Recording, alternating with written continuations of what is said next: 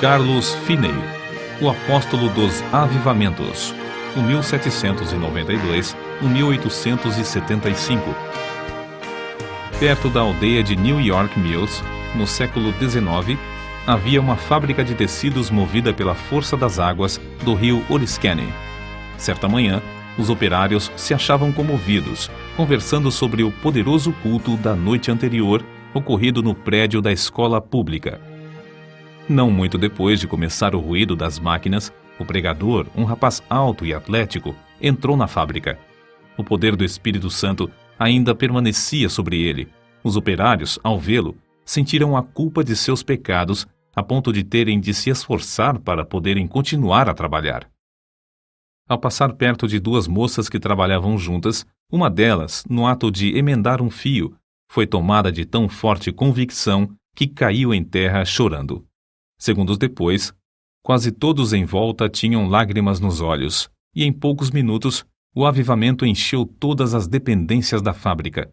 O diretor, vendo que os operários não podiam trabalhar, achou que seria melhor que cuidassem da salvação da alma e mandou que parassem as máquinas. A comporta das águas foi fechada e os operários se ajuntaram em um salão do edifício. O Espírito Santo operou com grande poder e dentro de poucos dias quase todos se converteram. Disse acerca desse pregador, Carlos Finney, que, depois de ter ministrado a palavra em Gouverneur, no estado de New York, não houve baile nem representação de teatro na cidade durante 6 anos. Calcula-se que durante os anos de 1857 e 1858, mais de 100 mil pessoas foram ganhas para Cristo pela obra direta e indireta de Finney. A sua autobiografia é o mais maravilhoso relato de manifestação do Espírito Santo, excetuando o livro de Atos dos Apóstolos. Abaixo das Sagradas Escrituras, alguns consideram o livro Teologia Sistemática, de sua autoria, a maior obra sobre teologia que existe. Como explicar o seu êxito tão destacado nos anais dos servos da Igreja de Cristo? Sem dúvida, era, antes de tudo, o resultado da sua profunda conversão. Nasceu de uma família descrente e se criou em um lugar onde os membros da igreja conheciam apenas a formalidade fria dos cultos. Finney era advogado. Ao encontrar nos seus livros de jurisprudência muitas citações da Bíblia, comprou um exemplar com a intenção de conhecer as Escrituras. O resultado foi que, após a leitura, achou mais e mais interesse nos cultos dos crentes. Acerca da sua conversão, ele relata na sua autobiografia o seguinte: ao ler a Bíblia, ao assistir às reuniões de oração e ouvir os sermões de Sr. Gale, percebi que não me achava pronto a entrar nos céus. Fiquei impressionado especialmente com o fato de as orações dos crentes, semana após semana, não serem respondidas. Li na Bíblia: pedi e dar-se-vos-á, buscai e encontrareis, batei e abrir-se-vos-á. Li também que Deus é mais pronto a dar o Espírito Santo aos que lhe pedirem do que os pais terrestres a darem boas coisas aos filhos. Ouvi os crentes pedirem um derramamento do Espírito Santo se confessarem, depois que não receberam. Exortavam uns aos outros a se despertarem para pedir em oração um derramamento do Espírito de Deus e afirmavam que assim haveria um avivamento com a conversão de pecadores. Mas, ao ler mais a Bíblia, vi que as orações dos crentes não eram respondidas porque não tinham fé, isto é, não esperavam que Deus lhes daria o que pediam. Entretanto, com isso, senti um alívio acerca da veracidade do Evangelho e fiquei convicto de que a Bíblia, apesar de tudo, é a verdadeira Palavra de Deus. Foi num domingo de 1821 que assentei no coração resolver o problema sobre a salvação da minha alma e ter paz com Deus. Apesar das minhas grandes preocupações como advogado, resolvi seguir rigorosamente a determinação de ser salvo. Pela providência de Deus, não me achei muito ocupado nem segunda nem terça-feira, e consegui passar a maior parte do tempo lendo a Bíblia e orando. Mas ao encarar a situação resolutamente, achei-me sem coragem para orar, sem tapar o buraco da fechadura. Antes, deixava a Bíblia aberta na mesa com os outros livros, e não me envergonhava de lê-la diante do próximo. Mas então, se entrasse alguém, eu colocaria um livro aberto sobre a Bíblia para escondê-la. Durante a segunda e a terça-feira, a minha convicção aumentou, mas parecia que o coração se havia endurecido. Eu não podia chorar nem orar. Terça-feira, à noite, senti-me muito nervoso e parecia-me estar perto da morte. Reconhecia que, se eu morresse, por certo iria para o inferno. De manhã cedo, fui para o gabinete. Parecia que uma voz me perguntava: por que esperas? Não prometeste dar o coração a Deus? O que experimentas fazer? Alcançar a justificação pelas obras? Foi então que vi claramente, como qualquer vez depois, a realidade e a plenitude da propiciação de Cristo. Vi que sua obra era completa, e em vez de eu necessitar de uma justiça própria para Deus me aceitar, tinha de sujeitar-me à justiça de Deus por intermédio de Cristo. Sem o saber, fiquei imóvel. Não sei por quanto tempo, no meio da rua, no lugar onde a voz de dentro se dirigiu a mim. Então, me veio a pergunta: aceitá-lo-ás agora? Hoje? Repliquei: aceitá-lo-ei hoje, ou me esforçarei para isso até morrer. Em vez de ir ao gabinete, voltei para entrar na floresta, onde podia derramar a alma sem alguém me ver nem me ouvir. Porém, o meu orgulho continuava a se manifestar. Passei por cima de um alto e andei furtivamente atrás de uma cerca, para que ninguém me visse, e pensasse que ia orar. Penetrei dentro da mata cerca de meio quilômetro, onde achei um lugar mais escondido entre algumas árvores caídas. Ao entrar, disse a mim mesmo: entregarei o coração a Deus, ou então não sairei daqui. Mas, ao tentar orar, o coração não queria. Pensara que, uma vez sozinho, onde ninguém pudesse ouvir-me, podia orar livremente. Porém, ao experimentar fazê-lo, achei-me sem coisa alguma a dizer a Deus. Toda vez que tentava orar, parecia-me ouvir alguém chegando. Por fim, achei-me quase em desespero. O coração estava morto para com Deus e não queria orar. Então, reprovei-me a mim mesmo por ter me comprometido a entregar o coração a Deus antes de sair da mata. Comecei a pensar que Deus já me tivesse abandonado. Achei-me tomado de uma fraqueza demasiadamente grande para ficar de joelhos. Foi justamente nessa altura que pensei novamente que eu via alguém se aproximando e abri os olhos para ver. Logo foi-me revelado que o orgulho do meu coração era a barreira entre mim e a minha salvação. Fui vencido pela convicção do grande pecado de eu envergonhar-me se alguém me encontrasse de joelhos perante Deus, e bradei em alta voz que não abandonaria o lugar, nem que todos os homens da terra e todos os demônios do inferno me cercassem. Gritei: ora, um vil pecador como eu, de joelhos perante o grande e santo Deus, confesso-lhe os pecados e me envergonho dele perante o próximo, pecador também, porque me encontro de joelhos para achar paz com o meu Deus ofendido. O pecado parecia-me horrendo, infinito. Fiquei quebrantado até o pó perante o Senhor. Nessa altura, a seguinte passagem me iluminou: então me invocareis, e ireis e orareis a mim, e eu vos ouvirei, e buscar-me-eis e me achareis, quando me buscardes de todo o vosso coração. Continuei a orar e a receber promessas e a apropriar-me delas. Não sei por quanto tempo. Orei até que, sem saber como, achei-me voltando para a estrada.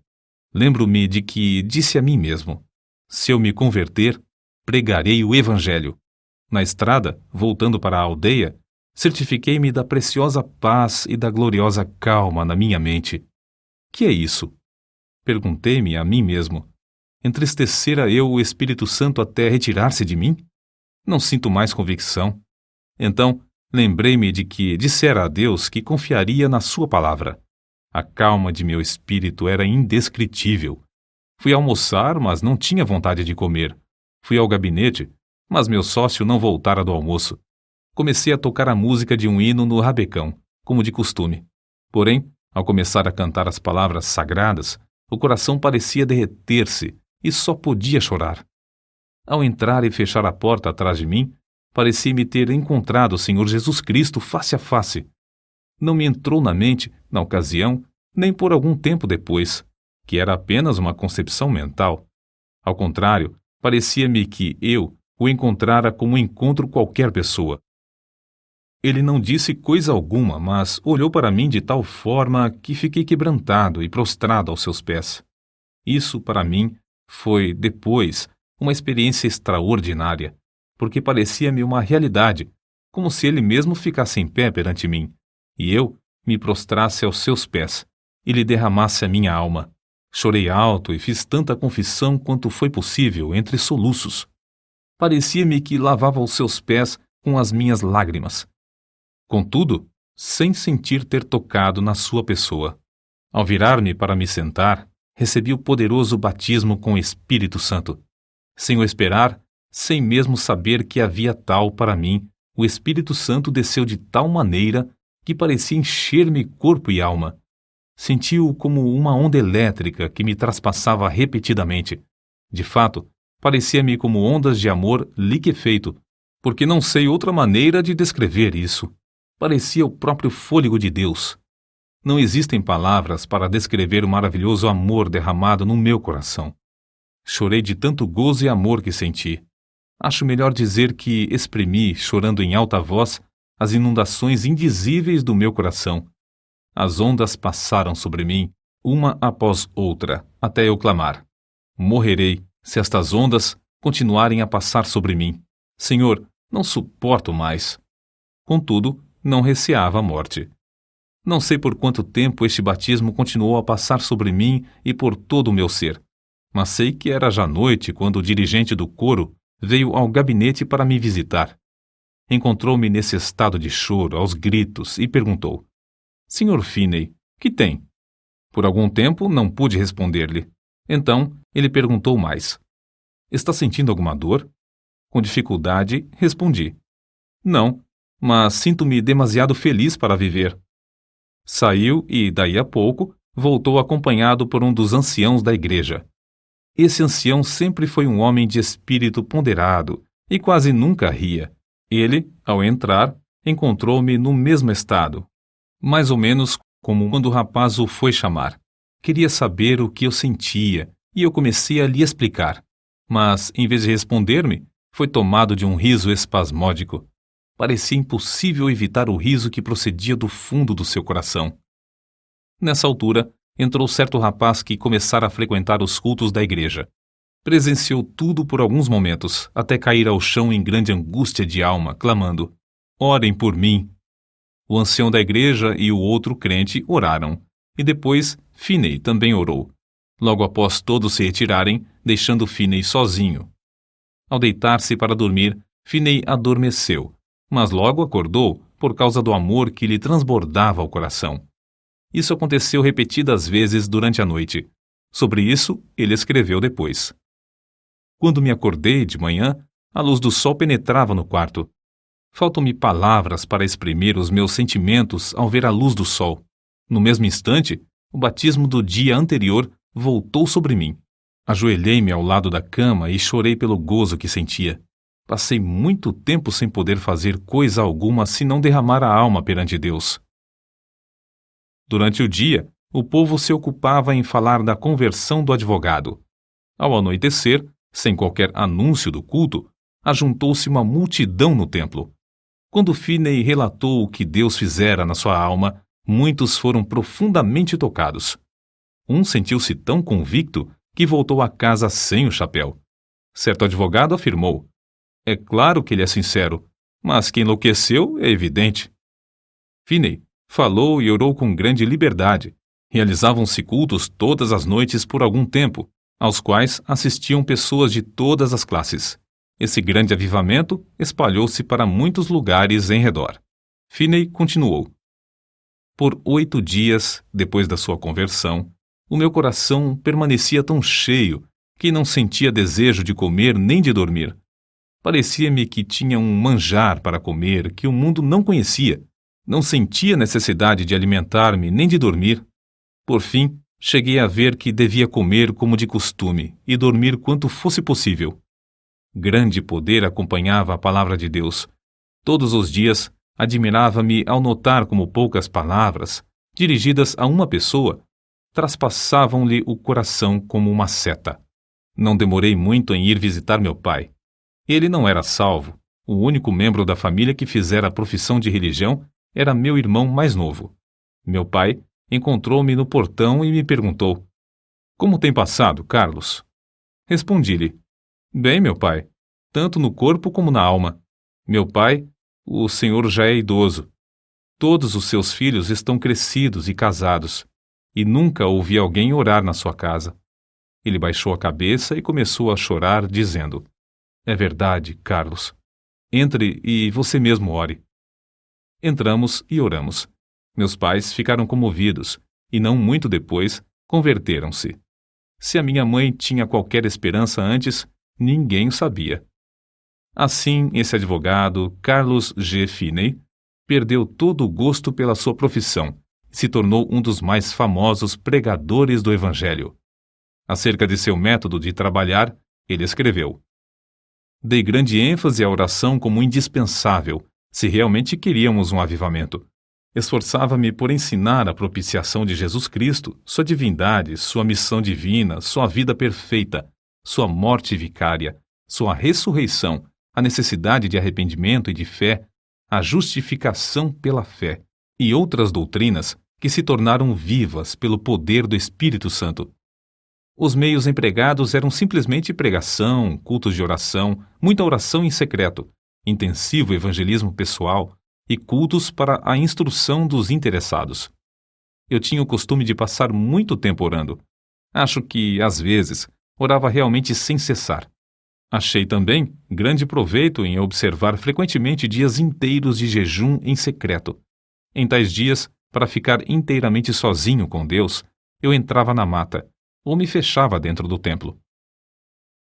Vê-se no seguinte relato a maneira como Finney e seu companheiro de oração, o irmão Nash, bombardeavam os céus com as suas intercessões. Quase 1 quilômetro distante da residência do Sr. S., morava certo adepto do universalismo. Nos seus preconceitos religiosos, recusava-se a assistir aos cultos. Certa vez, o irmão Nash, que se hospedava comigo na casa do Sr. S., retirou-se para dentro da mata para lutar em oração, sozinho, bem cedo de madrugada, conforme seu costume. A atmosfera era tal nessa ocasião que se ouvia qualquer som de longe. O universalista, ao levantar-se de madrugada, saiu de casa e ouviu a voz de quem orava e, apesar de não compreender muitas das palavras, reconheceu quem orava. E isso traspassou-lhe o coração como uma flecha. Sentiu a realidade da religião como nunca. A flecha permanecia, e ele achou alívio somente crendo em Cristo. Acerca do espírito de oração, Finney afirmou que era coisa comum nesses avivamentos os recém-convertidos se acharem tomados pelo desejo de orar noites inteiras até lhes faltarem as forças físicas. O Espírito Santo constrangia grandemente o coração dos crentes, que sentiam constantemente a responsabilidade pela salvação das almas imortais. A solenidade da mente se manifestava no cuidado com que falavam e se comportavam. Era muito comum encontrar crentes juntos, caídos de joelhos em oração, em vez de ocupados em palestras. Em certo tempo, quando as nuvens de perseguição enegreciam cada vez mais, Finney, como era seu costume, sob tais circunstâncias, sentia-se dirigido a dissipá-las orando. Em vez de falar pública ou particularmente acerca das acusações, ele orava. Acerca da sua experiência, escreveu: "Eu olhava para Deus com grande anelo, dia após dia, rogando que Ele me mostrasse o plano a seguir e a graça para suportar a borrasca. O Senhor mostrou-me, em uma visão, o que eu tinha de enfrentar. Ele chegou-se tão perto de mim, enquanto eu orava, que a minha carne literalmente estremecia sobre os ossos. Eu tremia da cabeça aos pés, sob o pleno conhecimento da presença de Deus." Acrescentamos mais um exemplo, tirado da sua autobiografia, que mostra a maneira com que o Espírito Santo operava em sua pregação. Ao chegar na hora anunciada para iniciar o culto, achei o prédio da escola repleto, por isso tive de ficar em pé perto da entrada. Cantamos um hino, isto é, o povo pretendia cantar. Entretanto, Eles não tinham o costume de cantar os hinos de Deus e cada um desentoava à sua própria maneira. Não podia conter-me. Lancei-me de joelhos e comecei a orar. O Senhor abriu as janelas dos céus, derramou o espírito de oração e entreguei-me de toda a alma a orar. Não escolheram um texto, mas logo ao levantar-me dos joelhos, eu disse: Levantai-vos, saí deste lugar, porque o Senhor há de destruir a cidade. Acrescentei que havia 2 homens, um se chamava Abraão e outro Ló. Contei-lhes como Ló se mudara para Sodoma. O lugar era excessivamente corrupto. Deus resolveu destruir a cidade e Abraão orou por Sodoma. Mas os anjos acharam somente um justo lá. Era Ló. Os anjos disseram: Tens alguém mais aqui? Teu genro e teus filhos e tuas filhas e todos quantos tens nessa cidade, tira-os fora deste lugar, porque nós vamos destruir este lugar, porque o seu clamor tem engrossado diante da face do Senhor, e o Senhor nos enviou a destruí-lo. Ao relatar estas coisas, os ouvintes se mostraram irados a ponto de me açoitarem. Nessa altura, deixei de pregar e lhes expliquei que compreendera que nunca se realizara culto ali e que eu tinha o direito de, assim, considerá-los corruptos. Salientei isso com mais e mais ênfase e com o coração cheio de amor, até não poder mais conter-me. Depois de eu assim falar, cerca de 15 minutos, parecia ter vindo sobre os ouvintes uma tremenda solenidade, os quais começaram a cair ao chão, clamando e pedindo misericórdia. Se eu tivesse tido uma espada em cada mão, não os poderia derrubar tão depressa como caíram. De fato, 2 minutos depois de os ouvintes sentirem o choque do espírito vir sobre eles, quase todos estavam ou caídos de joelhos ou prostrados ao chão. Todos os que podiam falar de qualquer maneira oravam por si mesmos. Tive de deixar de pregar porque os ouvintes não prestavam mais atenção. Vi o ancião que me convidara para pregar sentado no meio do salão, olhando em redor, estupefato. Gritei bem alto para ele ouvir, apesar da balbúrdia, pedindo-lhe que orasse. Caiu de joelhos e começou a orar em voz retumbante, mas o povo não prestou atenção. Gritei: Vós não estáis ainda no inferno. Quero dirigir-vos a Cristo.